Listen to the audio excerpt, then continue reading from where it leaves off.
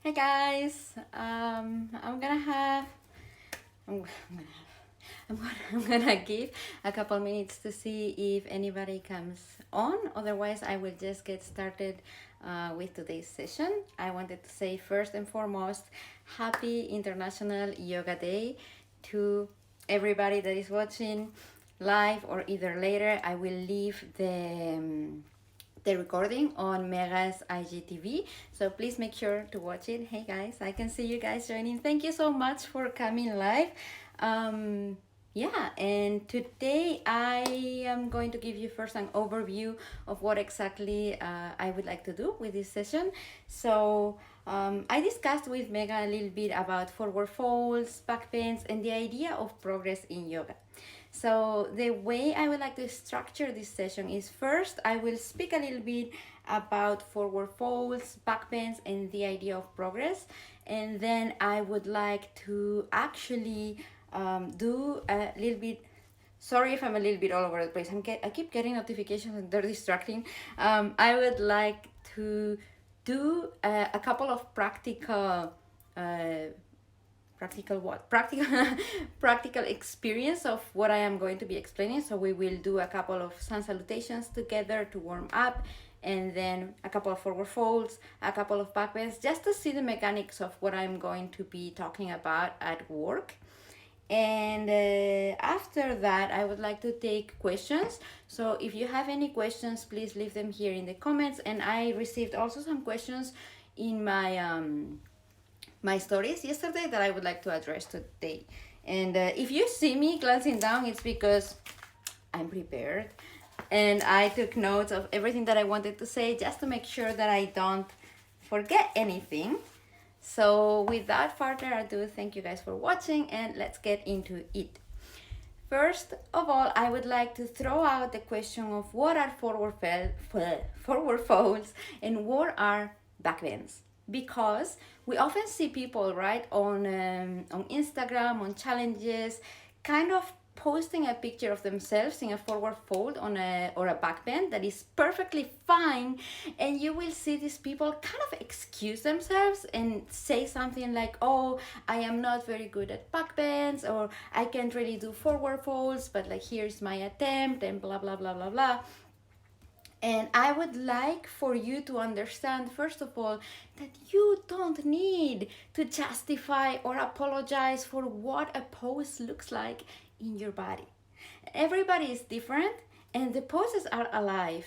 You know, we have an ideal alignment that is actually a reference for how we want to engage our body internally. It's not about what the pose is going to look like.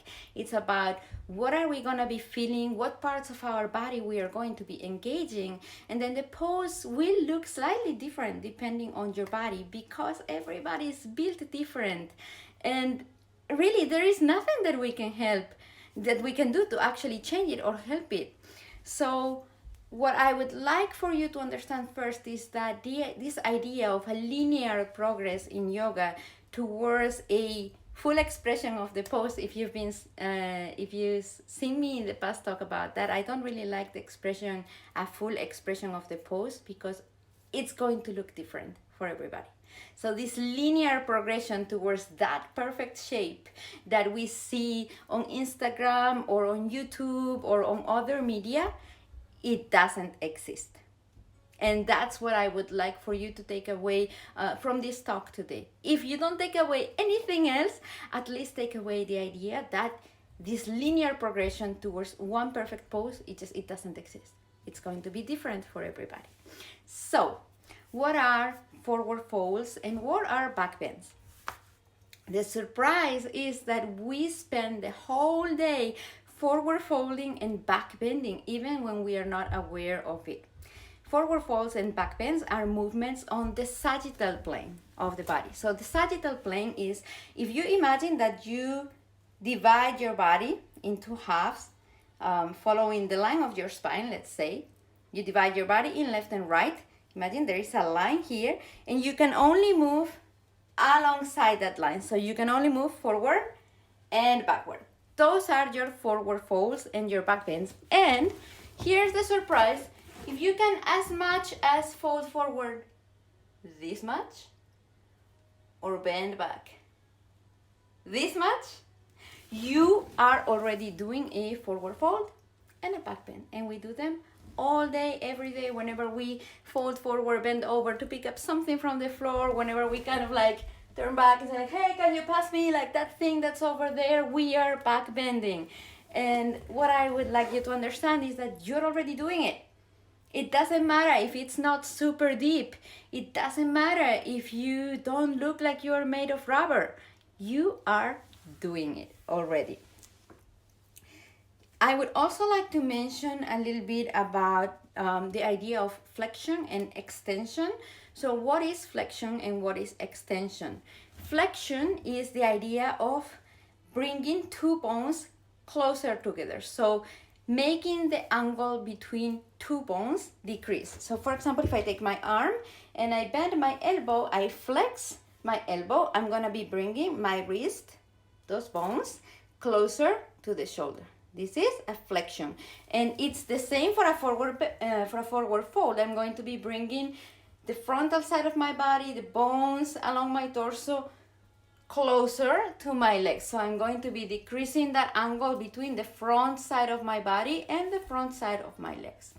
And the same works exactly for a back bend, which is an extension. An extension is when we bring the same bones that we were bringing closer, so that angle that was decreasing, we increase the angle, we separate those bones. In the case of joints like the elbow, there's a limit, right, to how far we can go, where the bone just won't give space to bend our elbow backwards. However, this is not the case for the spine, where we can actually continue to bend backwards. And even so, there is anatomical differences for everybody. So in the same way that sometimes we do find people who have hypermobility in the joints, which means that their joints have a bigger, wider range of mobility than other people, in the same way, our spine is going to have a different range of mobility. So while my elbow stops here, my bones make contact and they just don't give anymore. In the same way, everybody's spine is different, and the point at which their vertebra will make contact with each other is different. So maybe you've been practicing for 10, 15 years and you find that your back bends don't really get any deeper. It doesn't mean that you're doing something wrong. It could possibly be that anatomically for your spine, your vertebrae are already touching each other, and there's no more space for them to bend backwards because the bones are rubbing onto each other. So if you keep forcing that, actually what could result from that is not a deeper back bend, it's an injury. So which also brings me to the idea of what is compression and what is tension. And we often talk about in yoga about this idea of finding the stretch, finding an intense stretch that feels right for your body, blah, blah, blah. This is your tension. When you are in a pose and you're feeling that stretch exactly in the area that you are targeting, and it's a stretch that is located in the muscle and you can feel the body gently opening up, that is your tension. On the other hand, when you feel pressure or like your muscles, your bones, anything in between is being squeezed and you can't go any deeper, and the more you try to push deeper, the more you displace the feeling to a different area in your body, that is compression. So there is a fine line between tension and compression. When you reach tension, when what you are experiencing is an actual stretch, there is the possibility that over time, the more you practice, the more you engage the body, you will progress. Your body will open up more and you will become able to go deeper into these poses.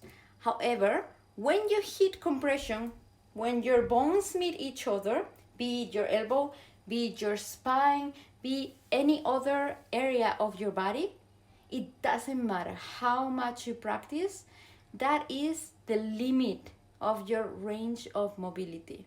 And we really need to understand that this is a thing, this exists, and there is no shame. Everybody is built differently.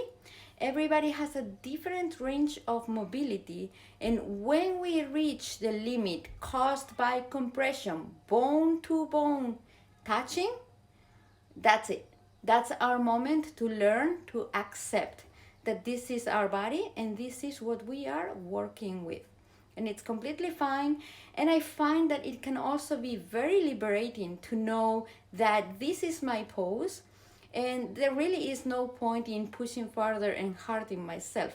So we begin to learn acceptance, and we begin to also enjoy the pose for what it is, for what it feels like, instead of for the idea of I want my pose to look like so and so, or I want to reach this goal, blah blah blah. So we stop living in the future, in the goal, and we start living in the present. We start to locate ourselves in the present moment, in our body, here and now. I hope that all of that made sense. Again, if you have any questions, I'm happy to take them at the end of the session. And I would like to explore now the idea of the pelvic tilt so that we may move into the practice of forward folds and back bends. So one thing that I often see people struggle with is the pelvic tilt. For both forward folds and back bends, the way that you position your pelvis is going to make it easier or harder to actually go into the pose. And sometimes when we try to do seated forward folds especially, you may notice that your lower back rounds a little bit. And this is due to the pelvic tilt. So let me show you standing up maybe a little bit of what I'm talking about. So you can stand sideways, right? And maybe bring the feet together. Let me get this out of the way, right? So we're still gonna stand sideways and we're gonna tilt the pelvis, do an anterior tilt. So we're gonna tilt the top of the hip bones to the front. And to do that, you kind of have to kick your butt out. This is an anterior pelvic tilt. And you do this as your preparation for forward folds because it allows you to fold from the hips. It prepares the body in the correct position to fold from the hips. On the other hand, this is a posterior tilt where you kind of push the pelvis forward. Let me get there in vision. Push the pelvis. Push the pelvis forward and kind of curl it back a little bit. So bring the navel to the spine. Navel comes to the spine. If you're doing this at home, see if you can find that feeling of bringing the navel into the spine, bringing the top of the hip bones back and kind of curling yourself. This is good for a back bend. It creates the perfect place to pivot, to lift the rib cage, and to find your back bend. But it's not good if what we're trying to do is a forward fold. Imagine you're curling the back, right? Navel to the spine, curling the back, and you want to fold forward, and what happens? You cannot really access the hips to fold from them. You're going to be actually folding from the spine.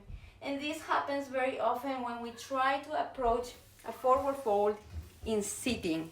So from now on, whenever you approach a forward fold, whether it's sitting or standing or in any position, the first thing that we pay attention to is the pelvic tilt, because this simple movement is what's going to change the base for your forward fold or your back bend. And as always, it's very important to keep in mind all the concepts that I talked to you about already. The fact that it doesn't matter how deep we go, we are already efficiently doing the pose as long as we find a stretch within our body in the targeted area. And there's a thing called compression, which is the limit of our range of motion. So if you find that compression, breathe, Accept that is your body and learn to use it as a way to enhance your actual mindfulness in your yoga practice. I would like to go ahead and do a couple of sun salutations together, so we may warm up the body a little bit, and then we can explore a couple of forward folds and a couple of back bends. So if you have your mat out ready, let's come up to standing, and we'll take 2 sun salutations, not very far. We're just loosening up the body so we can explore these poses together. We're bringing both feet together or underneath the hips, standing at the top of the mat. Now tuck the tailbone in. So to tuck the tailbone in, we take a neutral position of the pelvis. Make sure you're not in anterior tilt or posterior tilt. We are right in between, tucking the tailbone in. Tuck the rib cage in. Sometimes we kind of poke the rib cage out. Tuck it in, find a neutral position, and your hands come in prayer in front of the heart. Let's drop the shoulders away from the ears and take a moment to breathe here.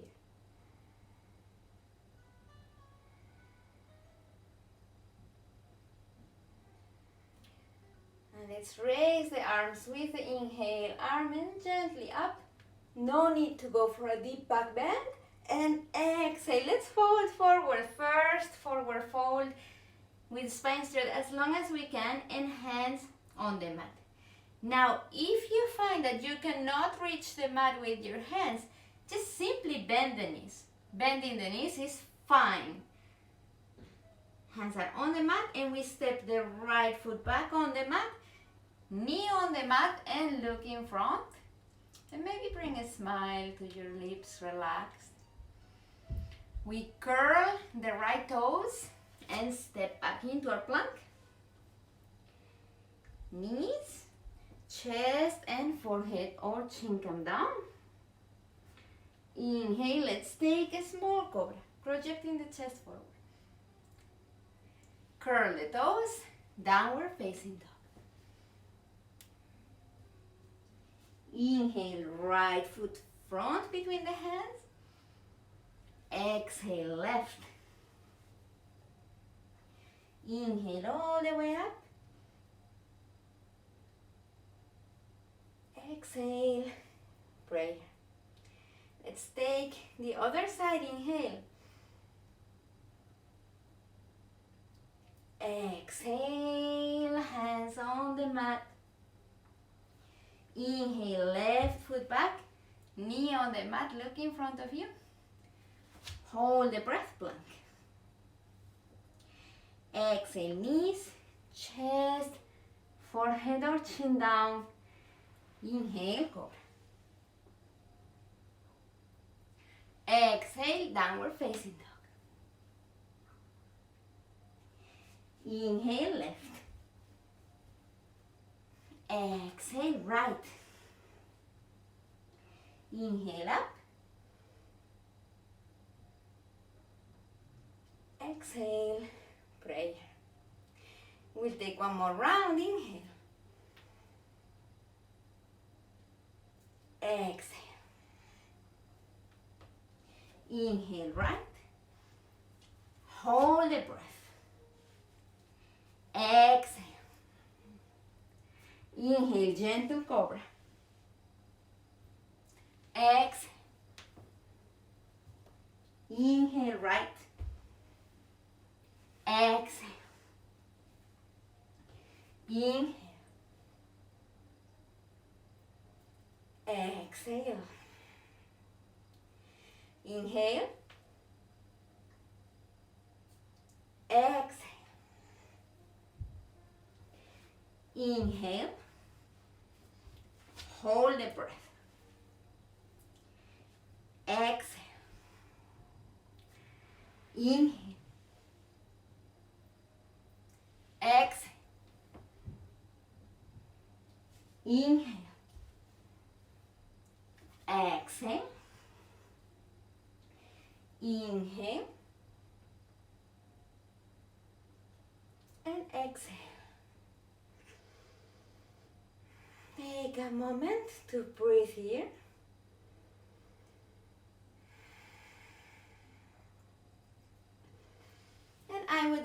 now to move on to explore an actual standing forward fold together. So that was part already of the sun salutation, but we're gonna take it together step by step.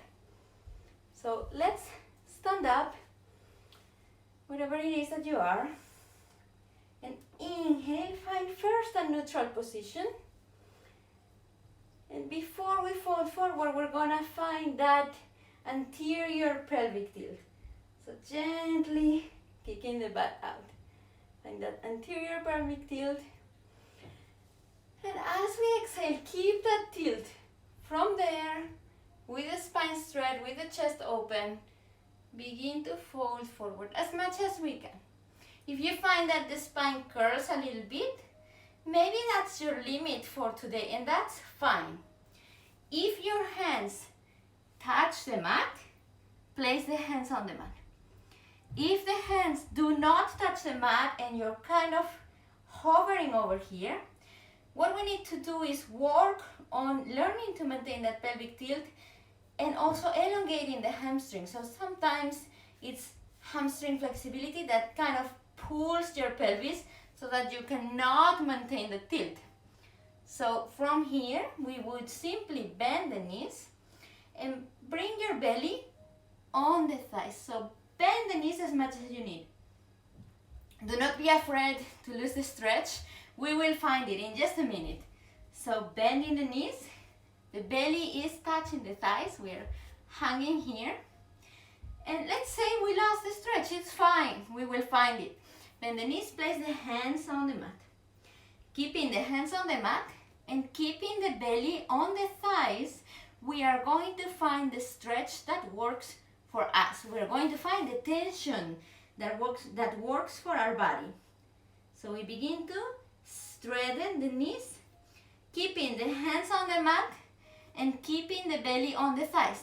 The minute the hands lift or the belly separates, you went too far.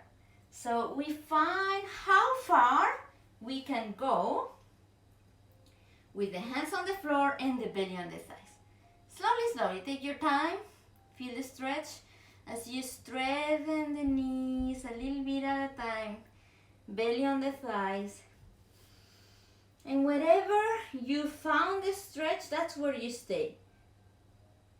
Breathe there. Make sure that you can take natural belly breaths here.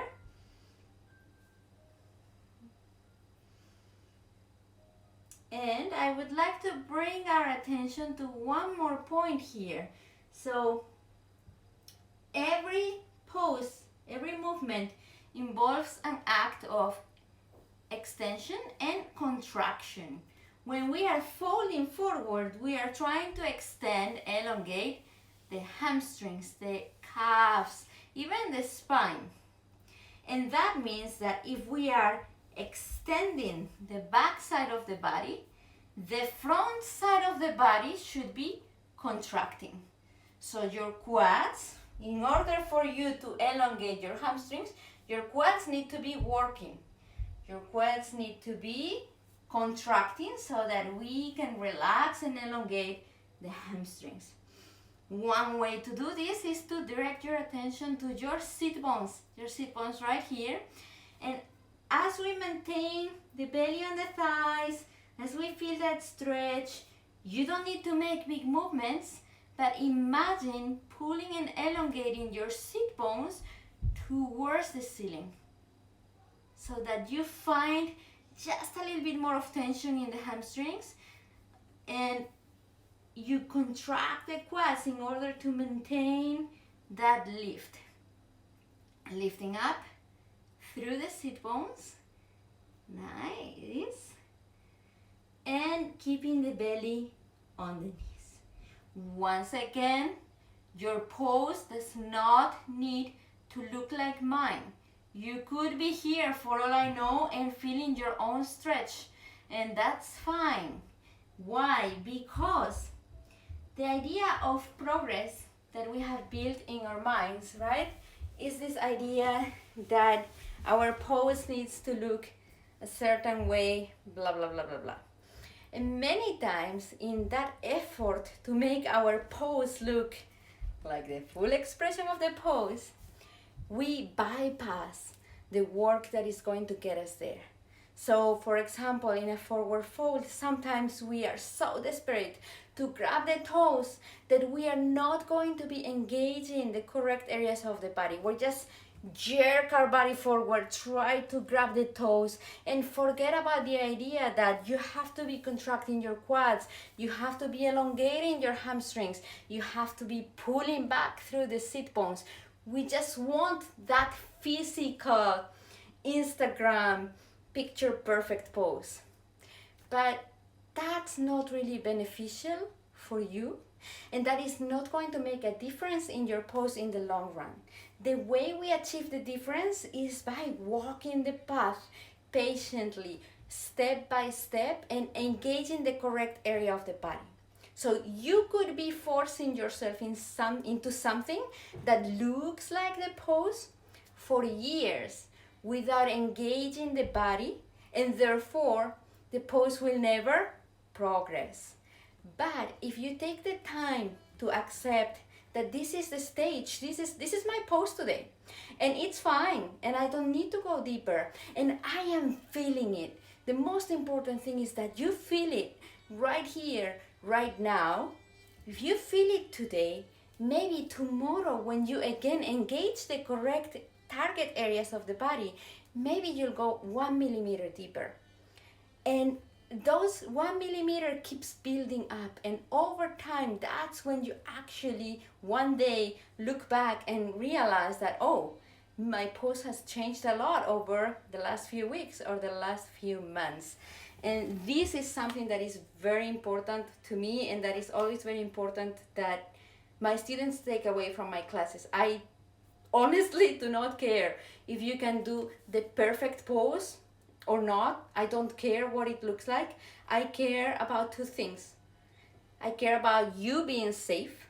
First and foremost, if you're hurting yourself, what's the point? And secondly, I care that you understand that it's a journey and it's beautiful as it is, and there's no need to be somewhere else. So we're going to approach the forward fold now on a seated position. Let me see how to present this on this screen. Let me go back a little bit. Yes. Maybe I fit like this? Yes. Awesome. So we're going to take the seated forward fold now, Paschimottanasana. So the first thing that you want to make sure, and that I always tell everybody in my class, is that your sit bones are grounded on the mat. Now all of us have our personal cushions, so feel free to get your hands in there and remove those cushions to the sides. You want to feel the sit bone, the bone on the mat. And it's going to make a difference because when you can feel the sit bones, your back will turn to kind of round. I didn't choose the best clothes for this today. I'm really sorry about that. Your back will kind of round, and that's where we find ourselves into that round back position that I showed before. Whereas when you are on your sit bone, that means that you're already kind of kicking your butt out, like I explained before. So you are in an anterior pelvic tilt, so that you're already primed to fold forward from the hips. So that's the first step, that the position that you start with is correct. Now you may want to lift the arms up and inhale to elongate, to make sure that your spine is straight. And then as we exhale, we fold forward on the legs as much as we can, and we grab what we can. If you can reach your toes, amazing. If you cannot, that's amazing as well. So if you can reach the toes, you grab the toes, and make sure that you're not hunching your shoulders to your ears. Make sure to draw the shoulders away from the ears and lead with your heart. If you are not grabbing your toes, what do? Do I just jerk myself forward and grab them as I just said? No, you don't need to do that. So you can use a strap. Let me just grab a strap. If you have a strap, a belt, a scarf, anything like that laying around, you can use that and kind of pass it around the feet. find your limit, your stretch, grabbing with your hands, and stay there. If you're feeling the stretch in the back of the legs, that's great. Now, what's most important here is not just that you feel that stretch, but that you keep your chest open. So it's very common to kind of hunch and desperately try to pull here. If that's the case, maybe bring the hands back ever so slightly and make sure to open your heart. To open your heart, take your chest and kind of puff it out between your shoulders and draw the shoulders away from the ears. You may want to work a little bit with the shoulder blades as well, drawing them towards each other on your spine. So as you see, it's not really just about folding forward. There are many little things that you can do with other parts of the body to get you into the pose. So we got into the back, we got into the hips, and now we're gonna get again into the sit bones. Kind of imagine, this is really more of a visualization that will help you engage. Imagine that with the sit bones, you're pulling back, sit bones pull back, and your heart pulls forward. We are creating tension between two different points, pulling back and forward, and that's how we stretch. And at all times, we keep the toes flexed, the toes pointing up at the ceiling, so that the quads are contracted, so that the hamstrings relax. And we find a moment to breathe there.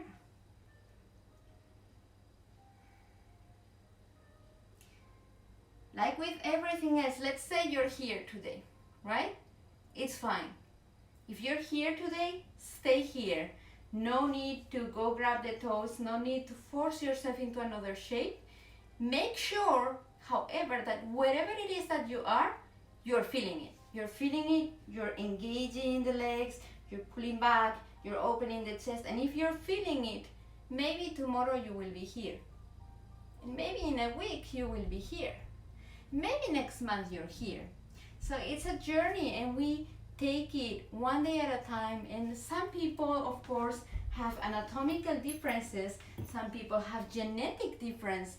Some people are more predisposed to progress faster, for their poses, their bodies to open up faster. And that shouldn't discourage you, because once again, it's not about where we're going, it's about what we are doing right now. How are you feeling? How is this pose helping you explore your own body? I would like to take now a couple of backbends. We're gonna take a supine backbend. We're gonna take a cobra. So we come down on the mat, on our belly, lay down all the way. And make sure first that you bring the ribcage, lift the ribcage and shift it up a little bit on the mat. And we come down all the way. So the idea for backbends is going to be the opposite pelvic tilt that we were using for forward bends. So if before we were kind of like pushing our back out and going to anterior tilt, this time we push our pelvics forward so we can lift. So we can, pivot on the pelvis and open the heart.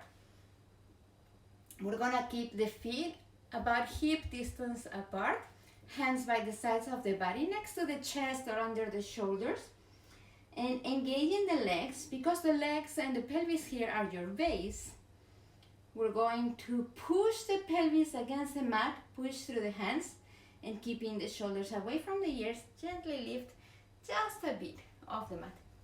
So we are lifting here from the heart. Heart is pulling forward, not really up, but forward. Imagine you want to bring your heart forward. And in order to do that, shoulders draw away from the ears, shoulder blades draw towards each other and down on your spine. And your pelvis is on the mat, pushing away at all times. And it gives you that push with the pelvis, gives you the resistance to lift. But again, you don't need to lift too much. You lift just enough. You could even be here. And breathe. We release. And we'll explore a common mistake in cobra pose that I find makes a world of a difference. So maybe let me come a little bit sideways. I'm gonna just kick my sofa out of the way. Come sideways. And I'll go into Cobra now. Inhale, project the chest forward, shoulders away from the ears, shoulder blades draw towards each other and back. And I'm gonna lift into, this is my full Cobra. And please notice, I hope that you can see that my pelvis is still touching the mat. My pelvis is still using the resistance of the floor so that I can project my chest forward and up. Many times I see things like this, where people keep their knees on the mat and lift their pelvis in an attempt to kind of go deeper. The minute you do this, you lose the posterior tilt and you lose the resistance of the floor. So whatever it is that you do on your Cobra, please always try to be mindful of the pelvis. This is your resistance.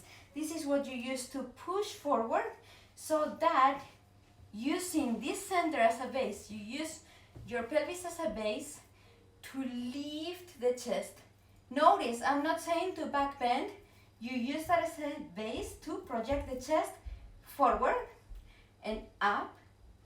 And then the back bend will come once we have enough space. But the idea is to project first, so that you create space between the vertebrae so that you can bend forward. And even in this case, it doesn't matter how much space you can create. Different people have different spines. Different people will naturally have more space.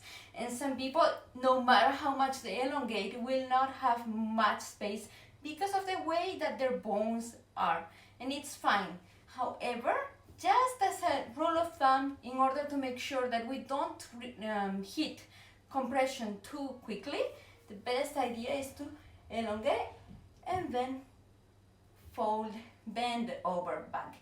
Always using the hips as your resistance. And I find that camel pose is also a beautiful pose to demonstrate this. Let me get this thing out of the way again. So for camel pose, you kind of want to do the same thing. I have seen advice of people saying that it's not good to put your hands on your hips. I can totally see how somebody could dump their body weight on your lower back if they do so. However, for the purposes of this video and for the purposes of my teaching, I do like to encourage people to place their hands on their waist in order to make sure that they are still using that posterior pelvic tilt, so that they don't try to go into anterior pelvic tilt and bend from there. See, this would hit compression pretty fast, whereas if I find that posterior pelvic tilt, I can now lift and extend back.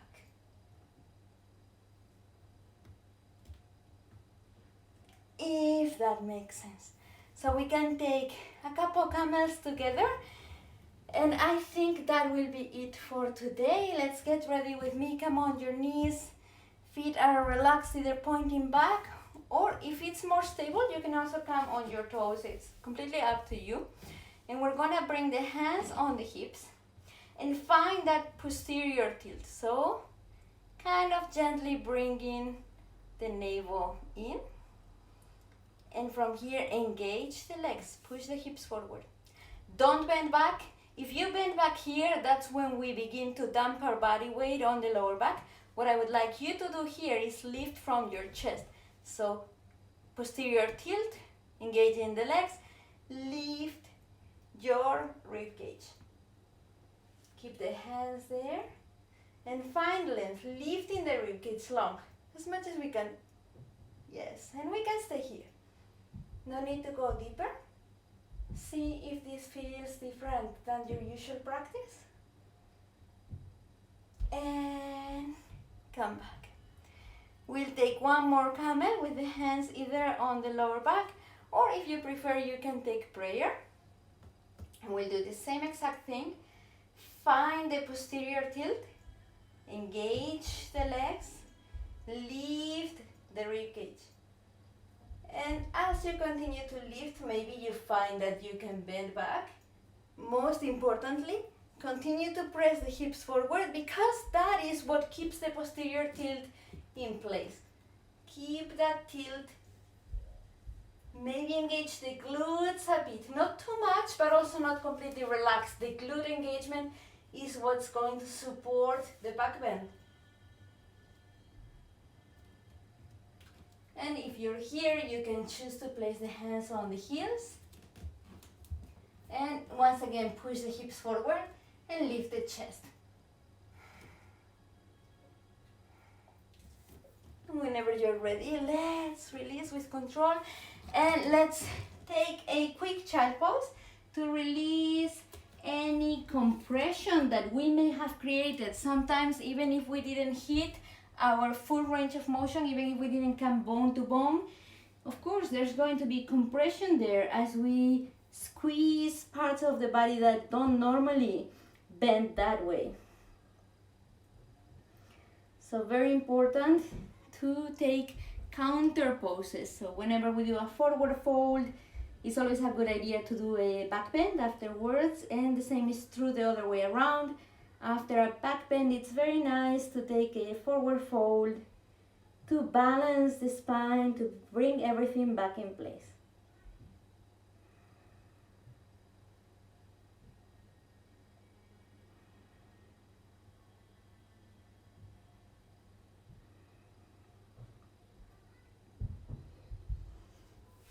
If you are taking a child pose, you can come back. And thank you so much for sticking around. I would like to address just a couple of the questions that I received on my my stories, and then I will let you go. Thank you so much for sticking here. So I received 2 questions. One of them was, are lifted heels in wheel and no?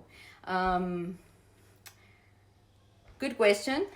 I know that we often see lifted heels in wheel, especially in Instagram, in very performative pictures, I would say.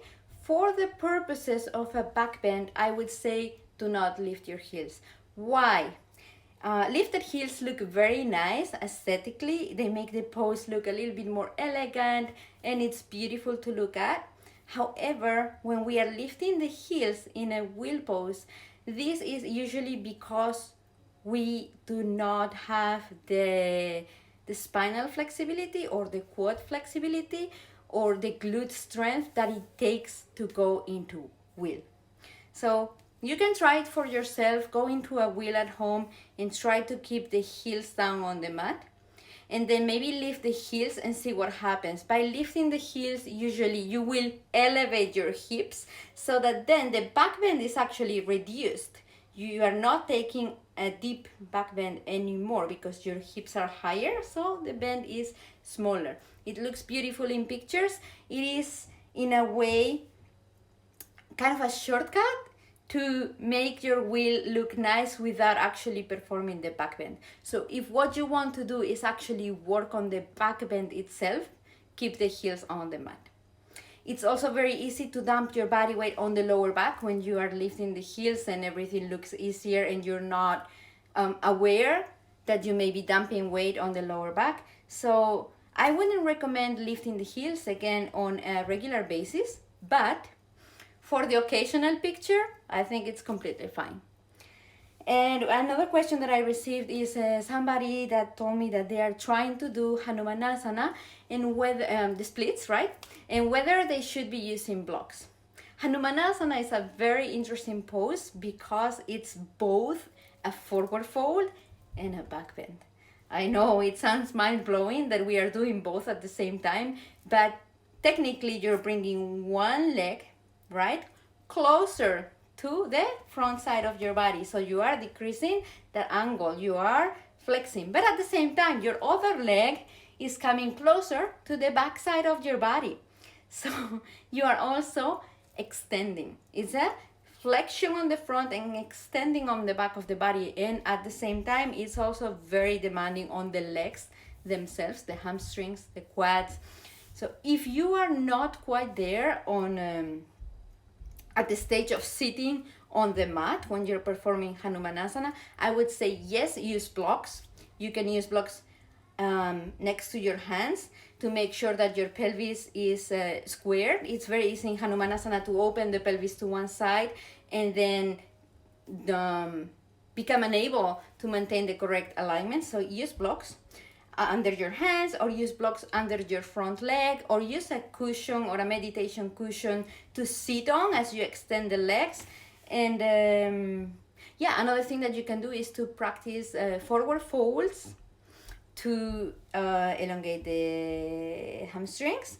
You can need to practice a lot of hip flexor stretches for the back leg.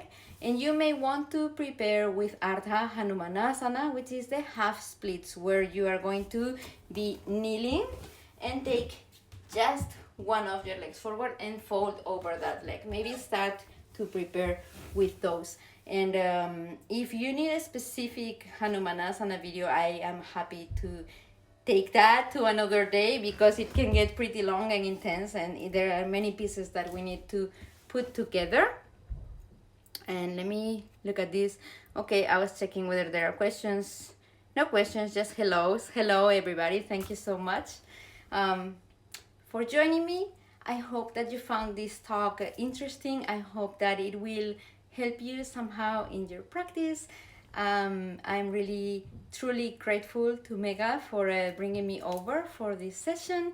And I hope that I will see you guys again in many other occasions. Once again, happy International Yoga Day.